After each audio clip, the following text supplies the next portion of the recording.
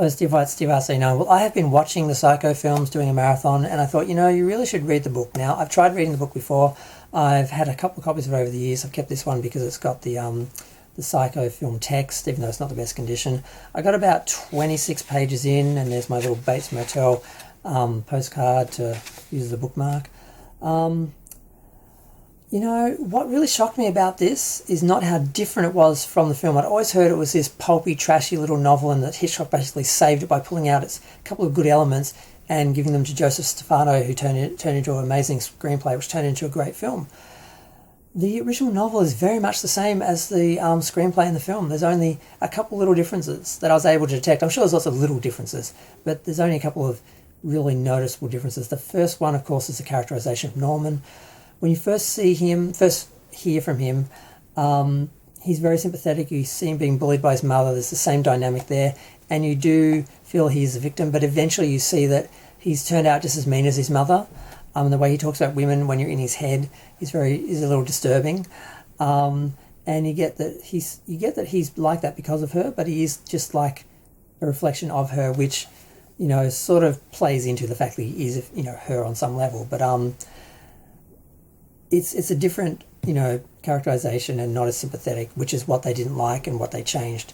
And they made Norman into a younger, character played by, Anthony Perkins, and he's very innocent and naive and very much stuck as a child after the abuse of the mother, and he never really takes on her personality unless he's actually becoming her. They're very separate. Whereas in this, he's very much a reflection of her, an extension of her to some level.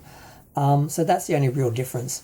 As far as the plot, the story, all those elements are basically the same. Now, the film starts with Norman, not Marion. He is in his parlour reading a book. He's fallen asleep and he wakes up when there's rain on the window outside. Then Marion shows up when she's driving up. She goes over the whole day that she's gone through, which is the first, scene. So they did it chronologically in the film. That's the only big difference there. They have their conversation. He's a little bit more aggressive when she upsets him about the talk about mental institutions and so forth. She goes back to the hotel. She's killed in the same manner almost, very quick.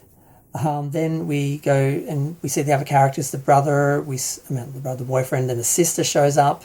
Then the detective shows up. They have the same sort of conversation, the same dynamic. They go through the same scenario where the private detective goes, investigates further. He pursues the mother. He's killed very much the same way. He doesn't return. The sister and the boyfriend want to investigate it further. They pretend to be husband and wife, just like in the film. Now, eventually it gets to the point where the sister leaves to go get the sheriff, and the boyfriend stays to talk to Norman in the parlour. And that's one big difference, because in that scene, he actually tells the boyfriend the mother isn't dead. Everyone thinks she's dead because she was poisoned and she was buried, but I dug her up and she was in a state of suspended animation, and I brought her back to life. And he acts like he knows magic from all these books that he's read and all this knowledge that he has from all these books that he's read by himself, because all he does is read books by himself, basically, in the hotel. He knocks out the boyfriend. He's woken up by the sheriff. They go and rescue the sister, and then we have him being arrested, and we have the whole speech by the psychiatrist. It's all very much the same. And then the novel ends with mother talking about how she's not going down for this because they'll see how harmless she is. She wouldn't even touch a fly. There's one on her leg. She's not even going to swat it. Exactly the same as in the film.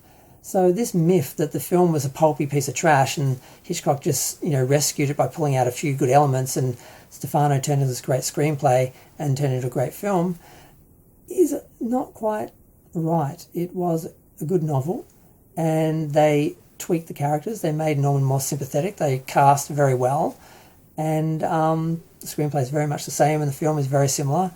And it was just the characterization and the casting that really changed it and made Norman more sympathetic and separated the mother and Norman characters totally, as opposed to him just sort of being like a reflection of her in a way. So that's it. Now, as far as the audio books, there's a few on YouTube. There's a abridged one which sounds good as far as the narration, but it's only 2 hours 47 minutes. There was a 5-hour one. I started listening to that. I fell asleep, and it cut off part way through, and then just made this noise like cut, cut, cut, cut, cut. And in my dream, every technology that I touched would go cut, cut, cut, and I'm like, what is happening? And then I woke up, I'm like, oh, that the noise, I could hear the noise of that where it had stalled and was just repeating the same sound of part of a word. And I'm like, God, that was in my dream. All the technology I touched would make that sound. It was so weird.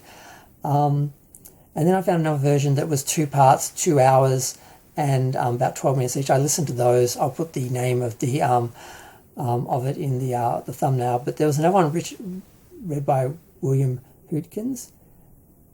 It's in 4 parts, about 3 hours, but he does a really bad mother, so I wouldn't listen to that. I'd listen to the 4-hour one I did in 2 parts. It's very well narrated. It doesn't sound like AI like the 5-hour one actually did. But I'm going to keep this to 5 minutes. I'm going to go. Feel free to share, like, comment, subscribe. Let me know what you think of the novel if you've read it. If you haven't, read it or listen to it. It's very good. It's almost as good as the film. Although I do think the portrayal of Norman in the film does soften your image of the Norman from the novel, which might help. But still, it's very, very much the same. So, yeah, I'm going to go.